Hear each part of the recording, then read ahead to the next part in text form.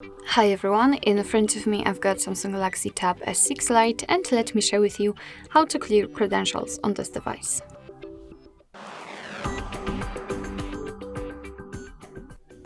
So first of all we have to enter the settings, and then in this left section scroll down to maybe not very bottom, because we have to find the biometrics and security, so let's tap on it.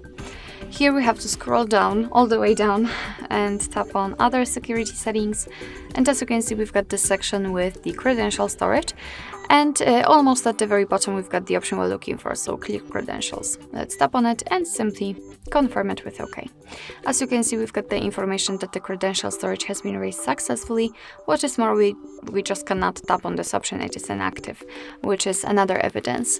However, be aware that if you've got any kind of screen lock or reset, then your device will ask you to enter it in order to confirm the whole step. Alright, so basically that's all. This is how to remove credentials in your Samsung Galaxy Tab S6 Lite.